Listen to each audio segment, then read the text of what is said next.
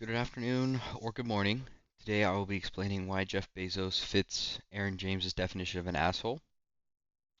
Aaron James defines this type of person as somebody who feels entitled to special advantages, um, that he doesn't care how his actions affect others, and he acts without guilt or any sort of accountability.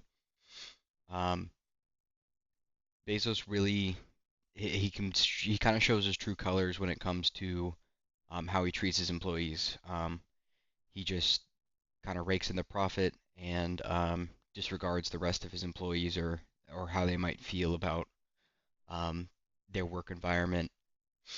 Um, and this is like such a bad thing because he just employs like a massive army of people. He employs roughly 1.6 million people. Um, and um, Generally, the big point of contention with his workforce is injuries and job security and just general work conditions. Um, Factories in Bezos's possession or under his supervision um, have an injury rate of 3 times higher than the national average. Um, and testimonies back this up. There was a story of one worker who was given standard issue boots, and the boots, a little off topic, but the boots wore his feet basically raw, and he ended up getting blisters on his feet, and he took a day off work for to try to help heal, and by the time he took a day, or it was either day or two off work, he had ended up being um, fired and replaced. Um, and this just kind of goes like this is not like a lowest rung of the ladder decision that's being made. Managers aren't just making a decision; they're making the decision too lightly. And you have like a new worker on the force, and he's trying to adjust, and he has a personal issue, and there's no room for any sort of um, there's no room for any sort of like adjustment. Um, and it just kind of goes to show the struggles that people have day to day. And this is work issued attire too, so it's mandatorily worn. Um, and kind of tying into that is during the holidays, just the ease at which you can be let go. Um, Bezos relaxes, workers stress about job security. There's just this huge boom and bust cycle when it comes to the peak seasons in these distribution plants. Just really strict attendance rules. I touched on that. Um, and it's Christmas. I mean, this is Bezos's Merry Christmas to his workforce is not giving any sort of um,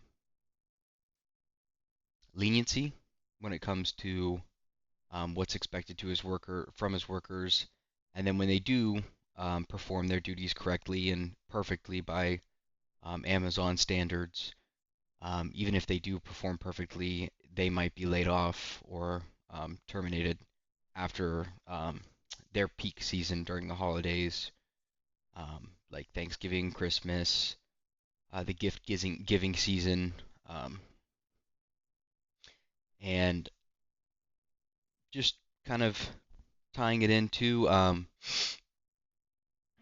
the improvement when it comes to workers and trying to improve their work environment is just not aided by um, Bezos. He's actively trying to stop any improvement to his work environment. Um, Really, the only empowerment you have as a worker or a workforce as a whole would be a strike or a walkout, um, and that's a pretty extreme way to go. But if workers are feeling like the only way they'll be heard is a walkout or a strike. It's gotten pretty extreme. Um, and because this has happened, Bezos has hired some intelligence analyst to track some labor threats, as he calls it. And they're basically a union busting service. And I mean, you're talking about spending like millions of dollars more than likely to employ that many analysts to be able to track that many distribution centers, um, and pay people to basically survey other people and how they're working. And this just really shows his clear us versus them mentality. And a lot of workers overseas. There's been cases in the U.S., but overseas is a big one.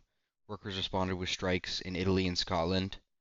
Um, they both staged walkouts and essentially stopped production entirely um, in in um, both their environments. And this was really the only way to get through to anyone in the higher ups, so to speak, and say, the work environment's this bad that we're walking out. And the environment eventually did improve.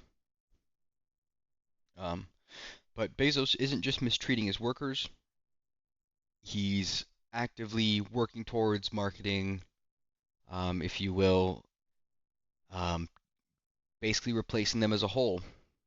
There are some distribution centers that have been almost entirely replaced by robotics. This is the future, but it just really stings to have factories phasing out entire workforces and replacing you with humans. I mean, with robotics. Um,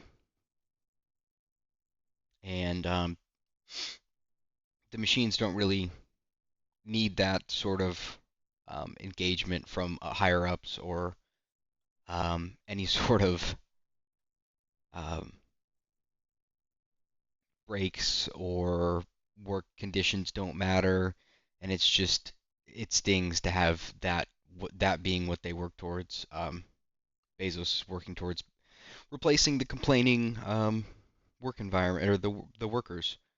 Um, I mean, employees are funding the systems that will replace them. They're actively funding the systems that will replace them. Um, and really, just to kind of wrap things up, um, Jeff Bezos he profits through exploitation and suppression and replacement. He's not only neglecting his workforce, he's planning for their obsolescence and just trying to phase them out before it gets out of his control.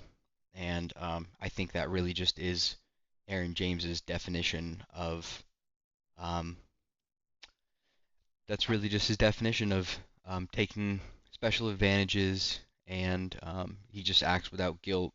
And the big thing is accountability for his workforce and for their workplace environment that he's just completely shirking the responsibility for. So, thank you.